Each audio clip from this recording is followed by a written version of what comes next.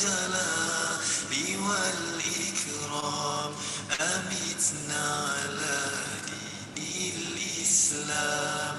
لا إله إلا الله، لا إله إلا الله، لا إله إلا الله محمد رسول الله. لا إله إلا الله، لا إله إلا الله، لا إله إلا الله محمد رسول الله. لا إله إلا الله، لا إله إلا الله، لا إله إلا الله محمد رسول الله. لا إله إلا الله، لا إله إلا الله، لا إله إلا الله محمد رسول الله. يا ذا الجلال والإكرام، يا ذا الجلال والإكرام، يا ذا الجلال والإكرام أمتنا على دين الإسلام. يا ذا الجلال والإكرام، يا ذا الجلال والإكرام، يا ذا الجلال والإكرام أمتنا على دين الإسلام. لا إله إلا الله، لا إله إلا الله، لا إله إلا الله محمد رسول الله. لا إله إلا الله، لا إله إلا الله، لا إله إلا الله محمد رسول الله. لا إله إلا الله، لا إله إلا الله، لا إله إلا الله محمد رسول الله. لا إله إلا الله، لا إله إلا الله، لا إله إلا الله محمد رسول الله. يا ذا الجلال والإكرام، يا ذا الجلال والإكرام، يا ذا الجلال والإكرام أمتنا على دين الإسلام. يا ذا الجلال والإكرام، يا ذا الجلال والإكرام، يا ذا الجلال والإكرام أمتنا على دين الإسلام. لا إله إلا الله، لا إله إلا الله، لا إله إلا الله محمد رسول الله. لا إله إلا الله، لا إله إلا الله، لا إله إلا الله محمد رسول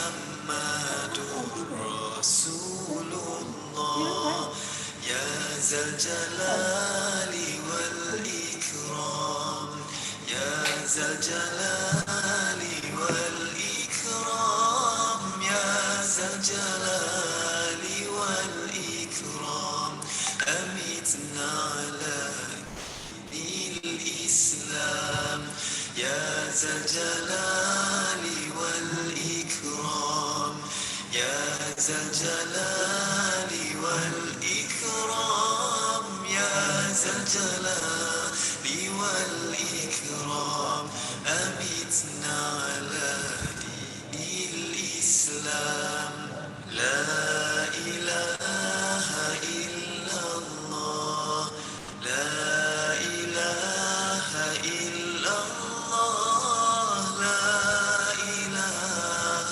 إلا الله محمد رسول الله لا إله إلا الله لا إله إلا الله لا إله إلا الله محمد رسول الله لا إله إلا الله لا إله إلا الله لا إله إلا الله محمد رسول الله لا إله إلا الله لا إله إلا الله لا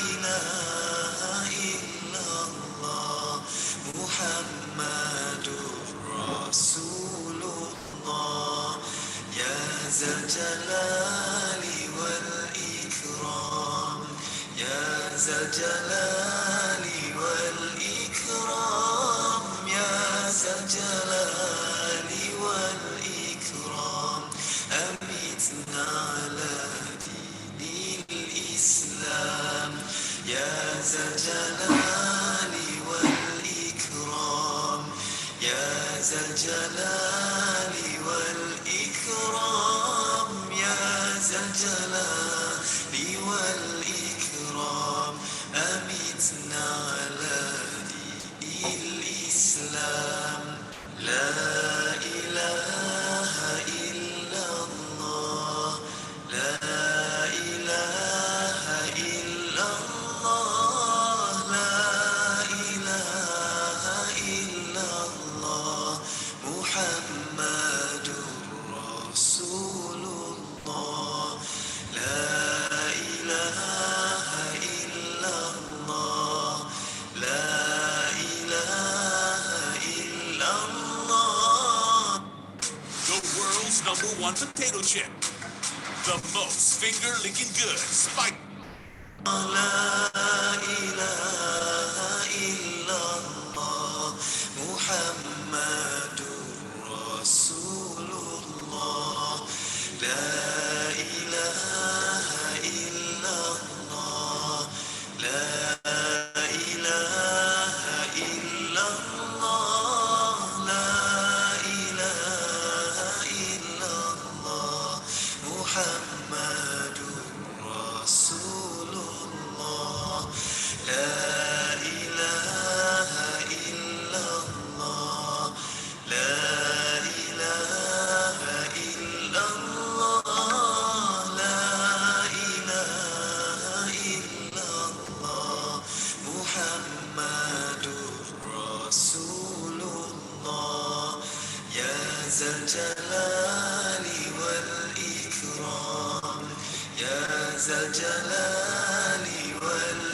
والإكرام يا ذا الجلال والإكرام أمتنا على دين الإسلام يا ذا الجلال والإكرام يا ذا الجلال والإكرام يا ذا الجلال والإكرام أمتنا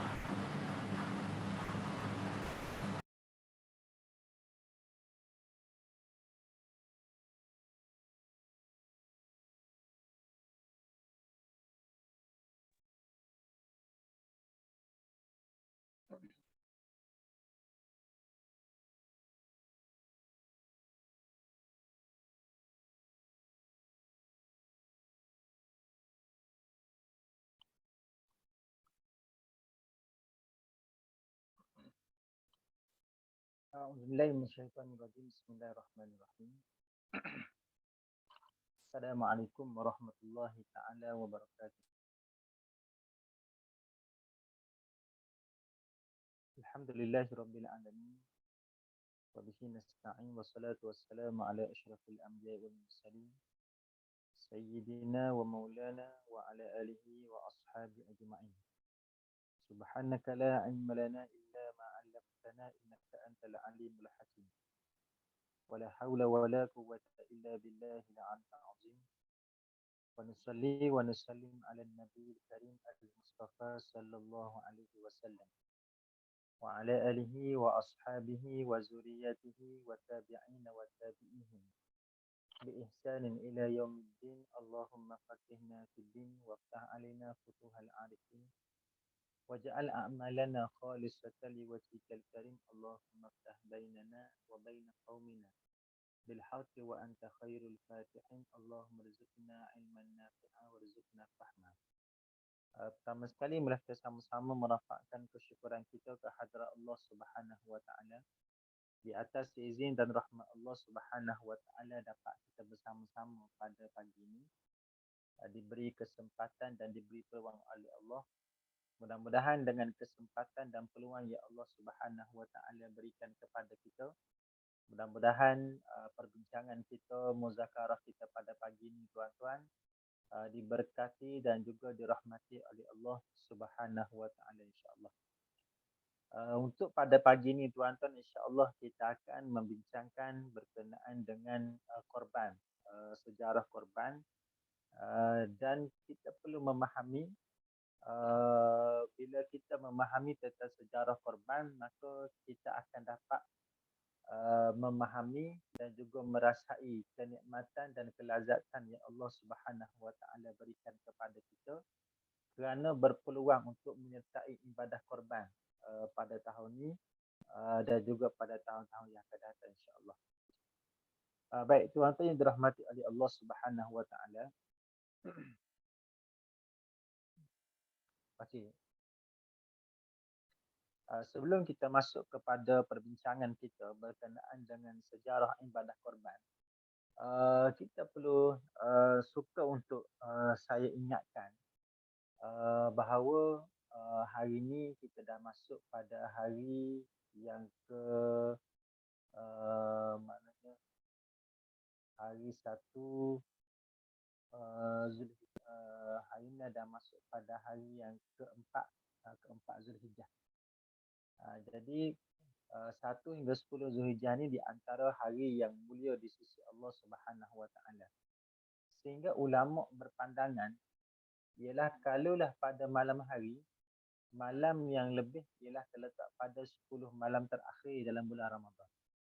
Yang disebut kenapa 10 malam terakhir dalam bulan Ramadan ni mulia, kerana dalam bulan Ramadan tersebut ada yang disebut dengan satu malam yang dinamakan dengan malam Lailatul Qadar. Tetapi kalau siang yang terbaik, 10 hari yang terbaik pada waktu siang itu 10 awal Zulhijjah. 1 hingga 10 Zulhijjah. Itu kalau pada waktu siang. Kalau pada waktu malam, kelebihannya ialah terletak pada 10 malam yang terakhir di dalam bulan Ramadan. Jadi kita faham tentang perkara ni tuan-tuan, bermaksud 1 hingga 10 Zulhijjah ni adalah tarikh ataupun masa tempoh yang Allah Ta'ala berikan kepada kita untuk memperbanyakkan ibadah kita di sisi Allah. Jadi jangan kita lepaskan peluang. Jangan jadikan 1 hingga 10 Zulhijjah ni kita layan seperti mana bulan-bulan yang lain. Kita kena isi dengan program-program ibadah, kita kena memperbanyakkan ibadah, kita kena memperbanyakkan istighfar, selawat, zikir dan sebagainya. Kerana bila sebut tentang hari yang lebih, masa dan peluang yang lebih ni, itu bermaksud tuan-tuan ini adalah di antara peluang yang Allah Ta'ala berikan kepada kita untuk mendapat keampunan di sisi dia. Tak ada benda yang paling berharga untuk diri kita sebagai manusia ini melainkan mendapat keampunan dan juga mendapat keredaan daripada Allah. Kan banyak mana pun duit yang kita dapat tuan-tuan, kalau Allah tidak redha, kalau kita tidak mendapat keredaan daripada Allah, tidak ada gunanya duit yang banyak tersebut. Sama juga ialah seandainya sekiranya kita mempunyai pangkat yang begitu tinggi, tapi kalaulah dengan pangkat tersebut Allah Ta'ala tidak redha dan kita dikira sebagai kita dengan Allah ni mempunyai dosa yang begitu banyak, sama juga tidak ada nilainya. Tapi kalaulah kita tidak ada harta, tak ada nilai di sisi manusia, tetapi kita mempunyai keakraban dan kita mempunyai pertalian yang cukup dekat dengan Allah, sehingga Allah meredai kita dan Allah mengampuni segala dosa kita. Walaupun kita bukan siapa-siapa di atas dunia ini, tetapi ingatlah pada waktu tersebut kitalah orang yang paling berbahagia, kerana orang yang macam ni yang mendapat keredaan Allah, dia telah mendapat kunci kebahagiaan tersebut. Jadi ambillah peluang tuan-tuan, 1 hingga 10 Zulhijjah ni memperbanyakkan amalan dan peluang untuk kita mendapatkan redha dan kita mendapatkan keampunan daripada Allah Subhanahu Wa Taala. Sebagai kita beramal dengan ayat Tuhan sebut wasari'u. Dalam ayat yang lain Allah Taala sebut wasabiqu. Berlumba-lumbalah kamu ila maghfiratin min rabbikum, untuk kamu menuju kepada keampunan Allah, dan juga berlumbalah kamu untuk mendapat syurga daripada Allah Subhanahu Wa Taala. Itu tuan-tuan. Jadi jangan jangan kita lepaskanlah peluang dalam bulan ini untuk kita melaksanakan ibadah-ibadah yang dikira sebagai ibadah yang disebut sebagai hari yang mulia di sisi Allah Subhanahu Wa Taala. Baik, kita masuk kepada perbincangan kita tuan-tuan, iaitu sejarah maknanya ibadah korban. Ibadah korban ni iaitu yang kita faham iaitu dilakukan pada 10, 11, 12 dan juga 13. Ini saja 4 hari ini saja yang disyariatkan untuk melaksanakan ibadah korban. Ibadah korban ni dia sunat muakkad. Meninggalkan ibadah korban dikira sebagai makruh. Cuma ada satu kajian yang menyebut bahawa di antara rakyat Malaysia yang beragama Muslim, hanya 2% sahaja yang menyertai ibadah korban pada setiap tahun. 2% sahaja yang masuk ibadah korban. Yang lainnya ramai yang tidak menyertai ataupun tidak masuk ibadah korban. 2% ni lebih maknanya 2% daripada 20 juta. Kan? Anggaran rakyat Malaysia yang beragama Islam lebih kurang dalam 20 juta. 2% ni satu angka yang sikit tuan-tuan. Maksudnya 98% lagi tidak menyertai ibadah korban.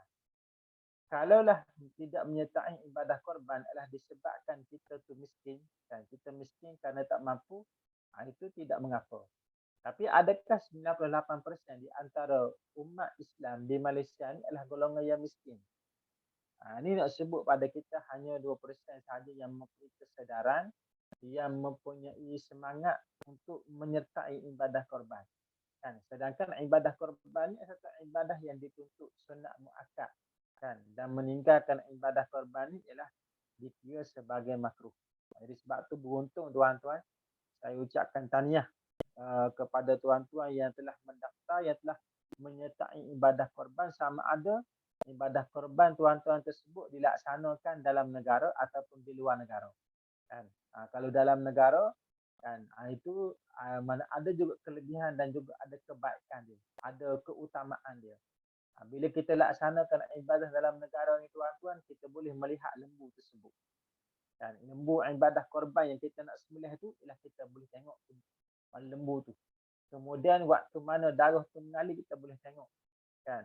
Disebut dalam hadis bahawa bila mana seseorang tu melaksanakan ibadah korban sebelum daripada darah tu menitik ke bumi. Bila sembelih sebelum darah tu jatuh ke atas muka bumi Allah ini, ke tanah, dosa orang yang melaksanakan ibadah korban tersebut telah diampunkan oleh Allah Subhanahu Wa Taala. Ini di antara satu kelebihan lah tuan.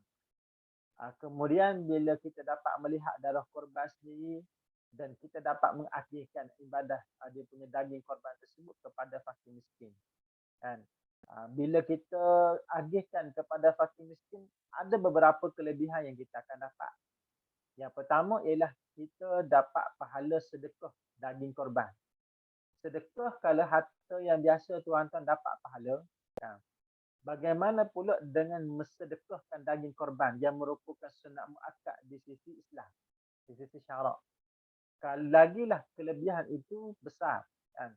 Kalau sunat yang biasa kita sedekah besar pahala, apatah lagi menyedekahkan daging korban. Lagi besar. Yang kedua ialah bila kita sedekahkan kepada fakir miskin, kita dapat memberi kegembiraan kepada golongan fakir miskin tersebut. Dan orang yang fakir miskin, orang yang susah, orang yang tidak berkemampuan tuan-tuan.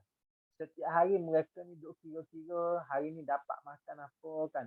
Hari ni nak masak apa kan. Beras tak ada, lauk tak ada, minyak pula naik sekarang kan. Ayam pula naik. Jadi maksudnya mereka ini yang sepanjang tahun mereka ni mengalami kesusahan, kemudian kita memberikan kegembiraan pada dia. Bila bagi menyebabkan golongan-golongan yang fakir miskin ni dia akan jadi gembira, dia akan syukur, dia akan seronok. Kedua. Yang ketiga ialah bila kita bagi daging korban tersebut kepada fakir miskin, kita dapat menghubungkan silaturahim kita dengan orang tersebut. Menghubungkan silaturahim sesama saudara Islam. Kan?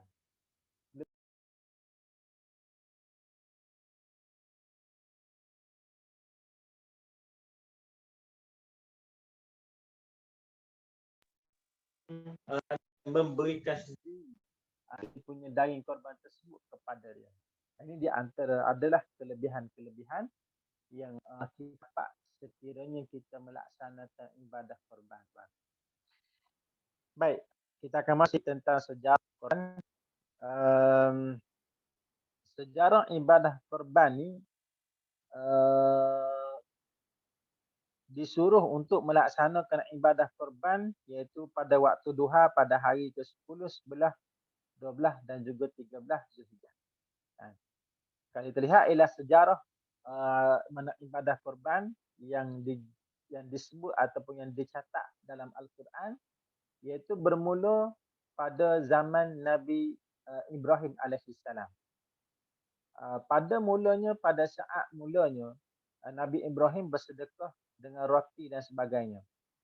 Kemudian menurut dalam riwayat yang lain bahawa Nabi Ibrahim menyembelih anak lembu dan juga kambing dan biri-biri. Nabi Ibrahim ni dia amat suka kan menyembelihkan anak lembu untuk disajikan kepada tetamu dia. Seperti mana yang diriwayatkan dalam satu kisah, iaitu sewaktu mana dua orang malaikat yang datang berjumpa dengan Nabi Ibrahim alaihissalam. Kedua orang malaikat ni ialah Allah Ta'ala hantar kepada kaum Lut, kaum Nabi Lut, iaitu kaum Sa'dum.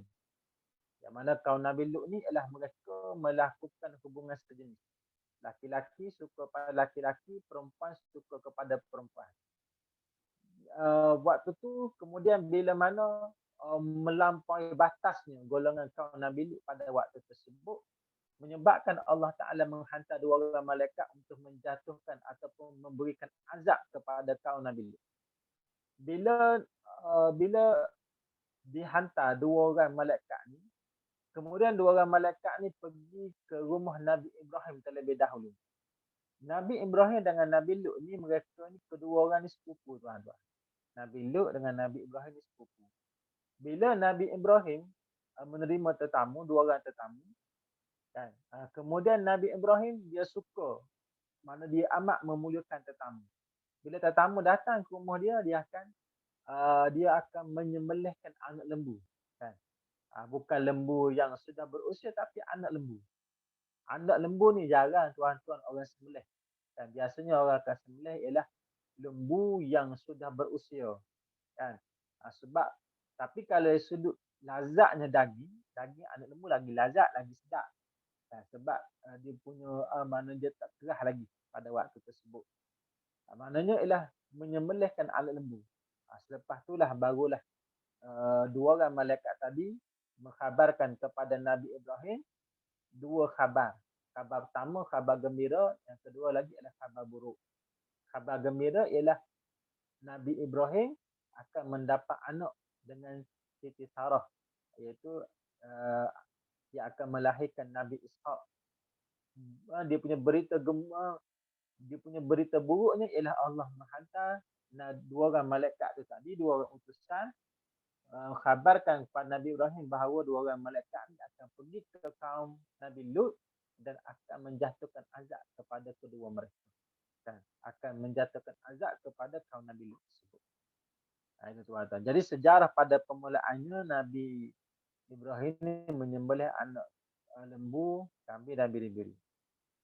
Sehinggalah pada satu ketika Allah Subhanahu Wa Taala menguji Nabi Ibrahim dengan memerintahkan anaknya Nabi Ismail untuk dibuat sebagai korban.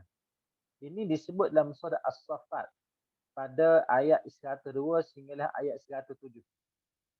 Iaitu Allah Subhanahu Wa Taala berfirman, "Falamma balagha ma'ahu sa'ya, qala ya bunayya inni ara fil manam." Ketika mana Nabi Ibrahim, Nabi Ismail itu sampai kepada umur yang boleh berusaha bersama-sama dengan Nabi Ibrahim. Bila Nabi Ismail ni dah meningkat umur yang lebih besar, kemudian pada waktu itulah Nabi Ibrahim sebut, "Ya bunayya, wahai anakku, sesungguhnya aku melihat di dalam mimpiku, anni, sesungguhnya aku azbahuka, aku telah menyembelih kamu. Fanzur maza tara, aku nak tanya bagaimana pandangan kamu." Kemudian apa yang disebut oleh Nabi Ismail alaihi salam? Qala ya abatif al ma tu'mar.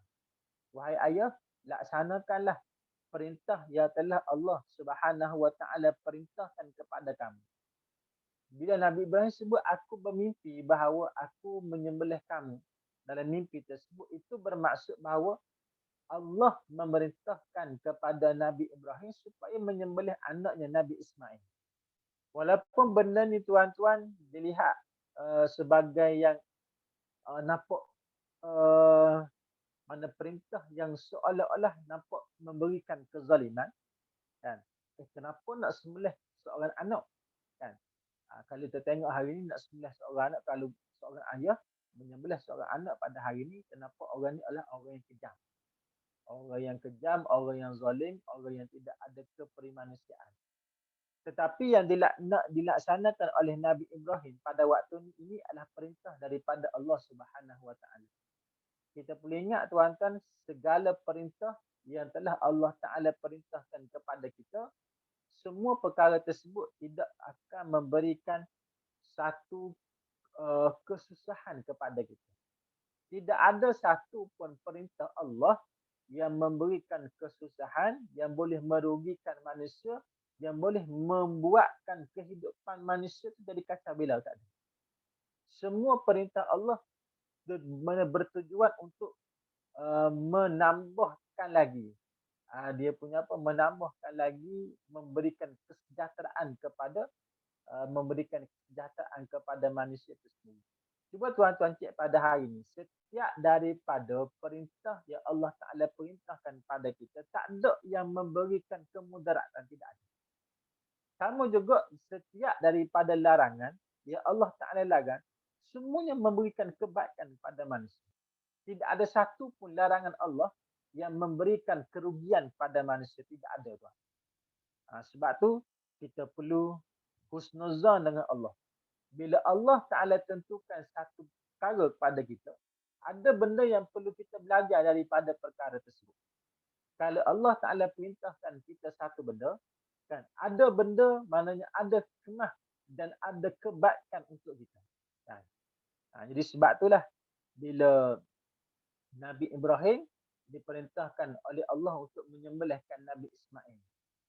Jadi Nabi Ismail, Siti Hajar, Nabi Ibrahim, walaupun berat nak menerima arahan ini, tapi ketiga-tiga individu ni telah menunjukkan suatu kesungguhan yang cukup luar biasa, tuan. Menunjukkan satu kesungguhan nak melaksanakan perkara tersebut. Kerana apa nak melaksanakan perkara itu?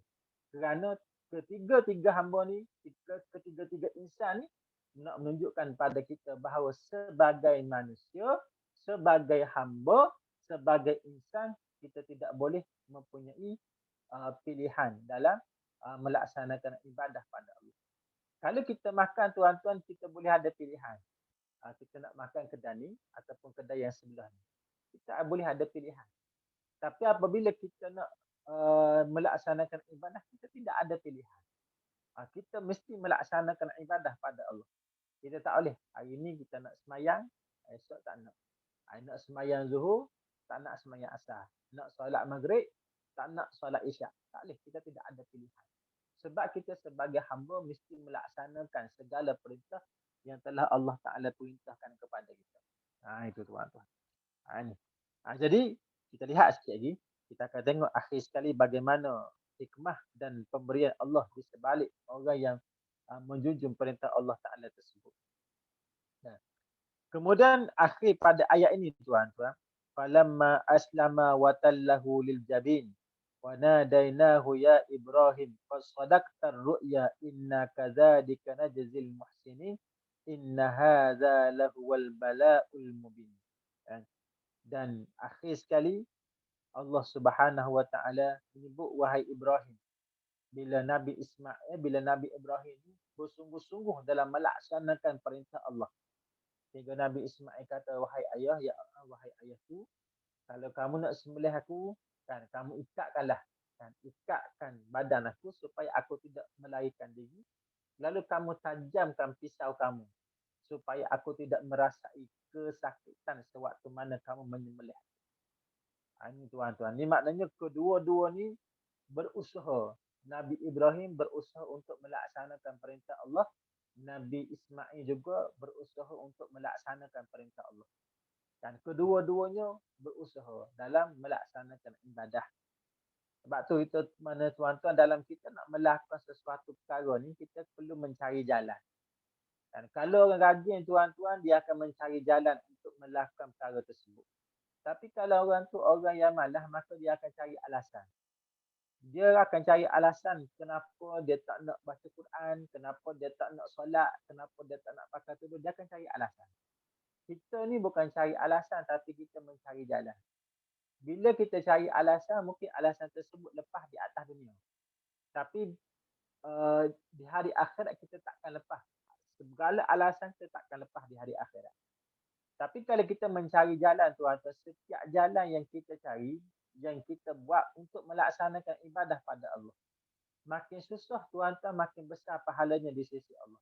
Allah Ta'ala dia ni amat suka seandainya hamba dia berusaha, bersungguh-sungguh, bersusah payah untuk melaksanakan ibadah kepada dia. Ini di antara dia. Jadi sebab itulah tuan-tuan yang dirahmati oleh Allah, kan carilah peluang ataupun carilah jalan untuk melakukan ibadah, bukan kita mencari alasan untuk melakukan ibadah kepada Allah Subhanahu wa taala. Baik, akhir sekali bila Nabi Ibrahim dia melaksanakan perintah tersebut, akhir sekali Allah Taala menggantikan Nabi Ismail tadi kan dengan suatu binatang, seekor sembelihan yang besar. Dia ada kata seekor kibas kan. Jadi satu sembelihan yang besar, satu sembelihan yang terbaik. Maknanya di sebalik kesusahan yang nak dilakukan oleh Nabi Allah Ibrahim tadi, Allah menukarkan dengan satu binatang sembelih yang lebih besar daripada itu. Maknanya ada kemanisan tuan-tuan. Di sebalik seseorang tu dia nak melakukan ibadah kepada Allah, bila dia bersusah-susah, Allah Ta'ala telah menyediakan kemanisan dan juga kelazatan, keindahan dia pada akhir di sebalik maknanya kesusahan yang dia lakukan. Kan, Nabi Ibrahim dan Nabi Ismail tadi dia bersungguh-sungguh untuk buat. Akhir sekali Allah tidak akan membuat kedua insan ni, kedua hamba ni jadi kecewa ataupun jadi kesakitan tadi. Dua orang ni tidak mendapat kesakitan, bahkan Allah memberikan pula hadiah kepada dua orang ni dengan satu sembelihan yang besar. Jadi tuan-tuan, sebab tu kita kena yakin bahawa bila kita buat sesuatu kerana Allah, maka Allah Ta'ala akan gantikan dengan lebih baik kepada kita. Dan kita juga akan mendapat selain daripada dapat pahala, kita akan juga dapat kemanisan di sebalik kita melaksanakan ibadah korban tersebut. tu tuan. Sebab tu kita kena yakinlah kan. Walaupun satu bahagian tu kan duit kita contohnya kena menabung, kena bersusah payah. Tapi Allah Taala akan gantikan balik insya-Allah dengan setiap daripada duit yang kita belanjakan tadi kerana Allah. Baik. Itu tuan-tuan yang dirahmati oleh Allah. Itu sejarah sikit sebanyak berkenaan dengan uh, Nabi Allah Ibrahim alaihissalam. Berkenaan dengan sejarah korban lah kan. Kalau kita lihat ialah um, apa kalau kita lihat banyak lagi perkara-perkara yang boleh kita bincangkan. Cuma kita lihat sikit hikmah-hikmah yang Allah Taala sediakan. Kenapa Allah memerintahkan kepada Nabi Ibrahim untuk menyembelih anak dia Nabi Ismail alaihi salam. Sebelum tu kalau dicatat dalam ni disebut bahawa Allah menggantikan Nabi Ismail dengan seekor kibas. Kibas tu mengikut Al-Baydawi, dalam tafsir Al-Baydawi, kibas tersebut didatangkan dari syurga oleh Jibril, oleh malaikat Jibril alaihi salam. Di kibas. Mana Allah Taala berikan satu kibas sembelihan yang paling terbaik sekali. Jadi sembelihan tu mana sembelihan tersebut adalah datang daripada syurga. Tanduk kibas itu dipelihara dan dijaga baik-baik oleh Nabi Ibrahim sebagai tanda dan digantungkan di Kaabah. Dan daripada abad ke abad tanduk tersebut tergantung di situ hinggalah kepada baginda Nabi sallallahu alaihi wasallam. Jadi ada satu tanduk yang berada di Kaabah. Daripada zaman Nabi Ibrahim sehinggalah pada zaman Rasulullah ada tanduk tersebut, tanduk kibas yang telah disembelih oleh Nabi Ibrahim itu ada. Dikala sewaktu mana Kaabah tersebut terbakar pada masa Az-Zubair, barulah tanduk tersebut, tanduk kibas itu lenyap. Mungkin tanduk tersebut diriwayatkan terbakar dimakan oleh api. Jadi tanduk tersebut yang sembelih tu ada di mana ada terdapat di mana yang terdapat di Kaabah. Dan kata Asy-Syahwi, hikmah Allah Subhanahu wa taala menyuruh Nabi Ibrahim menyembelih anaknya kerana Allah Taala nak menjadikan Nabi Ibrahim itu sebagai khalil, sebagai kekasih dia. Kan? Jadi maknanya sebab tu Nabi Ibrahim ni dikenali dengan Khalilullah. Kekasihnya, orang yang rapat, kan, kawan rapat, khalil. Kalau Rasulullah disebut dengan Al-Mustafa. Kalaulah Nabi Musa disebut dengan Kalimullah, kan, orang yang dapat bercakap langsung dengan Allah. Kalau Nabi Isa disebut dinamakan dengan Ruhullah, kan. Kalau Nabi Ibrahim dikenali dengan Khalilullah. Waktu mana iaitu sewaktu mana Nabi Ibrahim di akhir-akhir hidup dia. Diriwayatkan bahawa malaikat yang menyabut nyawa iaitu malaikat Israel datang kepada Nabi Ibrahim alaihissalam. Disebut dia kata, wahai Ibrahim, aku ialah Malikul Maut datang untuk mencabut nyawa kamu. Jadi aku nak tanya kamu macam mana. Jadi malaikat Israel ni tuan-tuan bila jumpa dengan Nabi Ibrahim dia tanya dulu. Bukan kalau kita malaikat tak tanya dah, malaikat tu cabut nyawa. Tapi Nabi Ibrahim dia tanya dulu macam mana. Kemudian barulah Nabi Ibrahim jawab. Nabi Ibrahim kata macam mana seorang kawan tu dia nak cabut nyawa kawan dia. Jadi macam mana Allah kan dia nak cabut ke mana kekasih dia nak cabut nyawa kekasih dia sendiri. Allah nak cabut nyawa kekasih dia iaitu Nabi Ibrahim alaihissalam. Jadi macam mana? Dia pun tanya Nabi, dia pun tanya malaikat maut. Kemudian malaikat maut tak boleh jawab pada waktu tersebut, dia pun pergi jumpa dengan Allah Subhanahu wa taala. Bila jumpa dengan Allah, Allah Taala pun sebut kepada malaikat maut disebut bahawa pada waktu tu Allah Taala kata, wahai malaikat maut, kamu pergi jumpa balik dengan Ibrahim, kamu sebut kepada dia. Kan? Kalau tadi dia kata bagaimana kekasih seorang kekasih itu nak cabut nyawa kekasih dia sendiri. kamu sebut kepada dia bagaimana seorang kekasih itu tak nak jumpa dengan kekasih dia sendiri. Kan? Jadi kalau nak jumpa dengan Allah, mestilah kena mati. Kan? Mestilah dicabut nyawa dia.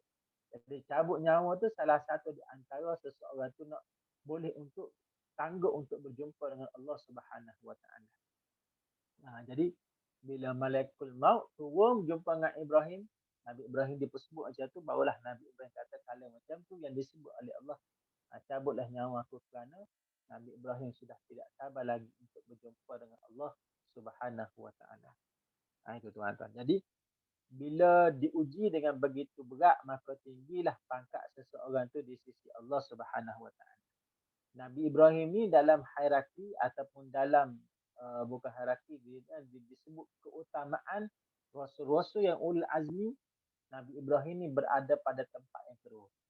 Dan Nabi SAW tempat pertama, Nabi Ibrahim tempat kedua, Nabi Musa tempat ketiga, Nabi Isa tempat yang keempat, Nabi Nuh pada tempat yang kelima. Kan mana ni termasuk di antara mana rasul-rasul yang ulul azmi yang diuji berat, yang menerima tantangan berat daripada kaum dia. Sebab tu Nabi Ibrahim di antara rasul Nabi yang mendapat ujian yang banyak daripada Allah Subhanahu Wa Taala. Jadi itu di antara dia tuan-tuan. Bila kehidupan kita diuji oleh Allah, maka banyaklah akan tinggilah pangkat kita di sisi Allah. Dan Nabi Allah Ibrahim telah mencintai Allah lebih daripada segalanya. Akan tetapi ketika mana Nabi Ibrahim memperoleh anak, kan, jadi masuklah ke dalam hatinya rasa cinta tersebut kepada anak dia. Jadi sebelum dapat anak, kan, kecintaan Nabi Ibrahim kepada Allah Subhanahu Wa Taala cukup luar biasa. Tetapi setelah daripada mendapat anak, ada rasa kasih dan sayang sikit kepada anak dia, iaitu Nabi Ismail alaihissalam. Kemudian Allah Ta'ala menguji, kan, sembelih anak tersebut sebagai membuktikan kecintaan kepada Allah. Lalu Nabi Ibrahim membuktikan bahawa dia mencintai Allah lebih daripada segala-galanya. Bila mencintai Allah lebih daripada segala-galanya, maka Allah menggantikan dengan perkara lebih baik. Kan? Diberikan seekor kibas, kemudian mendapat pangkat dan keredaan kecintaan Allah yang cukup luar biasa. Kemudian pada masa yang sama, anak dia masih lagi ada pada waktu tersebut, tidak menjadi korban. Itu beza tuan-tuan. Kalau kita mencintai manusia, kita akan kehilangan redha Allah dan kita akan kehilangan harta kita. Kan? Contohnya kita sayang pada seseorang. Lalu orang tersebut, kalau kamu sayang pada aku, kena beli hadiah. Kita pun beli hadiah. Duit kita habis tuan-tuan. Kan? Tetapi cinta pada Allah ni dia tidak merugikan. Mana dia tidak akan memiskinkan, mefakirkan orang tersebut.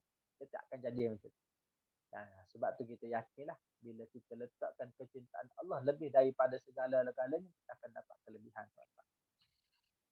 Itu maknanya di antara hikmah Allah Subhanahu Wa Taala menyuruh Nabi Allah Ibrahim menyembelih anak dia.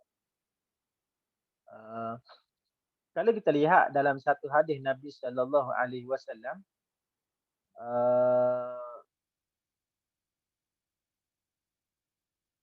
Nabi sallallahu alaihi wasallam pernah bersabda dalam Ibnu Zabihain meriwayatkan bahawa Ibnu Zabihain disebut oleh Nabi sallallahu alaihi wasallam. Satu ketika Nabi kata, aku ni lahir daripada mana Zabihain, lahir daripada dua orang yang tak pernah sembelih. Yang pertama melalui saudara Nabi Ismail yang nak kena sembelih. Yang kedua, Nabi sallallahu alaihi wasallam juga lahir daripada ayah dia yang juga hampir nak kena sembelih. Setelah iaitu Abdul Muttalib, dia ni bernazar, kan, kalaulah dia dapat jumpa telaga Zam-Zam, dia akan menyembelih anak dia seorang daripada 10 orang tersebut. Dia punya Abdul Muttalib ni dia ada putera dia seramai 10 orang. Jadi bila 10 orang ni dia nak 9 seorang kerana sebagai nazar dia nak 9 seorang kalaulah dia jumpa air telaga Zam-Zam. Itu tuan-tuan. Sebab tu Nabi sallallahu alaihi wasallam disebut, dia kata aku ni di mana lahir ataupun susu galaku terjadi di antara zabihain, kan, dua orang yang kena sembelih. Itu tuan-tuan. Itulah um, perkara yang kita dapat bincangkan pada pagi ini. Cuma sikit yang terakhirnya tuan-tuan, saya harap yang semua yang mendengar ni pada tahun ni janganlah lepaskan peluang untuk kita melaksanakan ibadah korban. Carilah peluang tuan-tuan, kalaulah kita ada duit lebih, kita boleh laksanakan dalam negara. Kalau kita ada bajet sikit, maka laksanakanlah di luar negara. Raya pada 2 tahun sebelum daripada ni, kita ada kekangan untuk tidak dapat melaksanakan ibadah korban. Tahun ni ambillah peluang tuan-tuan. Saya menyerulah kepada tuan-tuan untuk kita sama-sama laksanakan ibadah korban pada tahun ini. InsyaAllah kita akan dapat merasai makna dan erti pengorbanan tersebut. Kan? Kita bukan disuruh untuk sembelih anak, bukan kita disuruh untuk mengorbankan segala-galanya, tak. Tapi mengorbankan binatang korban saja, binatang ternakan saja. Kan? Jadi bukan satu ekor lembu tu terus, kan? Tapi hanya kalau lembu satu bahagian daripada 7 bahagian daripada seekor lembu tersebut. Ini kalau kita kira tidaklah besar dia punya angka nilai dia. Tetapi ini juga boleh kita tunjukkan sebagai salah satu di antara pengabdian, ubudiyah kita, bukti kita, cinta kita, kasih kita kepada Allah Subhanahu Wa Taala. Mudah-mudahan Allah Taala menerima ibadah korban kita dan digantikan dengan binatang tunggangan untuk memasuki syurga Allah Subhanahu Wa Taala di hari akhirat. Jadi fokus kepada ibadah korban ni ialah untuk mendekatkan diri kita kepada Allah Subhanahu Wa Taala. Jadi yang paling terbaik tuan-tuan, kita dapat daging korban, kemudian kita sedekahkan sebanyak mungkin yang kita mampu kepada golongan fakir miskin. Kan? Sebab tu kalau saya tengok ada, dan ayah saya pernah sebut, dia kata apa, bila dia dapat daging korban, dia banyak sedekahkan kepada orang, kepada fakir miskin, kepada kawan-kawan, kepada jiran-jiran sebagainya. Kan? Dia pun sebut, dia kata kalau kita nak daging korban, kita boleh beli di pasar. Kan, daging lembu ni kita boleh beli pada minggu depan, boleh beli 2 minggu lagi, boleh beli. Kan, hari kelima korban pun kita boleh beli. Daging lembu tu kita boleh beli. Tapi daging korban ni susah kita nak dapat. Kan, daging korban ni dia hanya berlaku dalam setahun hanya 4 hari saja. Daging lembu, daging kambing kita boleh beli tuan-tuan. Kita ada duit, kita boleh beli. Kan, waktu pagi-pagi di kawasan kita, kita boleh beli. Daging tersebut kita boleh beli. Tapi yang kita takkan dapat, yang susah nak dapat ialah daging korban tersebut. Sebab tu nilai di sisi Allah Subhanahu Wa Taala besar. Jadi bila kita masuk korban, daging tersebut kita ambil, kita bagi sebanyak mungkin yang kita mana yang boleh. Kemudian ambillah sikit untuk kita makan. Makan daging korban yang kita masuk untuk kita merasai pengorbanan lah, sikit pengorbanan kita untuk pada tahun ini, insyaAllah. Jadi ambillah peluang tuan-tuan. Mudah-mudahan kita segala ibadah yang kita laksanakan pada tahun ini dikira sebagai amalan soleh di sisi Allah Subhanahu Wa Taala. Jadi cukuplah sekadar itu saja perbincangan kita pada pagi ini. Saya memohon maaf seandainya ada kekurangan dari penyampaian. Mudah-mudahan segala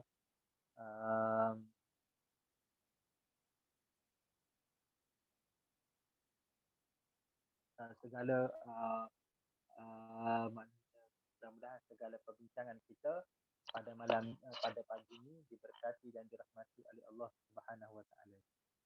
Tak ada suara habis baru baca. Ya, tak apalah. Mudah-mudahan yang manfaat itu boleh dijadikan sebagai manfaat pada kehidupan kita, insya-Allah. Jadi cukuplah sekali, mudah-mudahan Allah Ta'ala merahmati dan memberkati pertemuan kita. Saya doakan semoga setiap daripada kita ni dipilih lapangkan rezeki oleh Allah, dimurahkan rezeki oleh Allah, Dan saya harapkan pada tahun ni yang semua yang dalam yang dengar ni mudah-mudahan dapat laksanakan ibadah korban pada tahun ni insya-Allah. Mudah-mudahan Allah Taala lipatkan gandakan rezeki kalaulah hari ni masih lagi belum ada bajet, saya doakan hari ni juga Allah Taala bagi bajet tersebut, bagi rezeki tersebut dengan berlipat-lipat kali ganda. Mudah-mudahan dengan duit yang rezeki Allah Taala berikan kepada kita, kita dapat masuk ibadah korban pada tahun ni insya-Allah. Jadi cukup sekian. Mudah-mudahan Allah Taala merahmati dan berkati pertemuan kita yang baik datang daripada Allah. Yang betul kelemahan saya. Assalamualaikum warahmatullahi taala wabarakatuh. Amin amin ya rabbal alamin. Allahumma ya fa'na bima 'allamtana wa 'allimna bima yanfa'una rabbana atina fid dunya hasanah wa fil akhirati hasanah wa qina adzabannar wa sallallahu alaihi wasallam Muhammad wa ala alihi wa sahbihi wa barak wa sallam alhamdulillahi rabbil alamin. Assalamualaikum warahmatullahi taala wabarakatuh.